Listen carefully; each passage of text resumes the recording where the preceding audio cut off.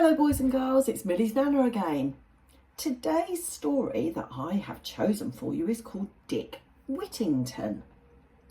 Now this is a very old story and it has been retold in this book by Margaret Nash and Martin Renfrey. It's a fairy tale and over the page we'll see how it begins. So, Dick Whittington. Long, long ago, there lived a poor boy called Dick Whittington. There he is, can you see him there? Emptying his pockets, always looking for money. He doesn't look like he's got much, does he? People told Dick that the streets of London were paved with gold. He set off to seek his fortune there. Can you see him walking along? He's got his trousers and top on, he's got his knapsack on his back, and he's walking to London to see if he can make his fortune. But when Dick reached London, the streets were dirty. Dick was tired and hungry. He fell asleep outside a rich merchant's house. There he is in the doorway, fast asleep. Next day, the merchant and his daughter Alice found Dick. "You poor boy," said the merchant. "You can live here and work in my kitchen if you want."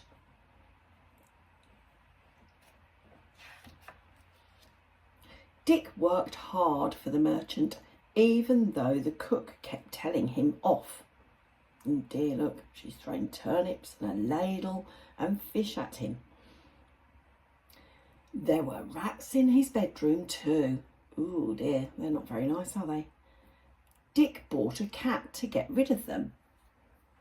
There's the cat, seeing off the rats. One day the merchant began loading his ship with goods to sell in far-off lands. "They will make my fortune," he told his servants. "I will sell things for you too, if you wish." Everyone gave something to sell. Dick only had his cat, so sadly he gave her. Oh dear, that's a shame, isn't it? "Don't worry, she'll be all right," said Alice. She and Dick became good friends. No matter how hard Dick worked, the cook still told him off. She beat him too. Oh dear, poor Dick. Dick was so unhappy that one day he ran away. There he is with his knapsack on his back. He's leaving the merchant's house. Dick walked to the edge of London. When he sat down, he heard church bells ringing loudly. "Turn again, Whittington, Lord Mayor of London. Turn again, Whittington," they seemed to say.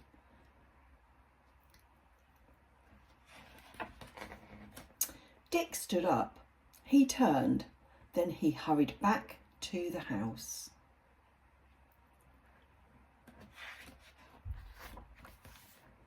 The merchant was back home. He greeted Dick happily and gave him a big bag of gold. That was kind, wasn't it? Look at all the jewels and trinkets and things that the merchant has got that he's brought back from the faraway lands. "This is all yours, Dick," he said.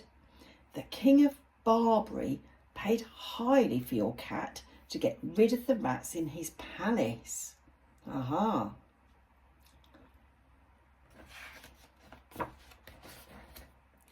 Dick gasped with joy. He had made his fortune. "Well done," said Alice. "You deserve it." And she gives him a kiss on the cheek. Isn't that a nice ending to the story? So later on, Dick married Alice. He also became the Lord Mayor of London, just as the bells said he would. There he is in his fine robes, with a big chain round his neck, and there's his queen. I hope you enjoyed that story, boys and girls. It's a little bit different, isn't it? And now if it's your bedtime, you snuggle down and go to sleep and think about Dick Whittington and his cat. And if it's daytime for you and not your bedtime, then perhaps you can help whoever is looking after you. Bye-bye for now. I'll see you again next time. Bye-bye.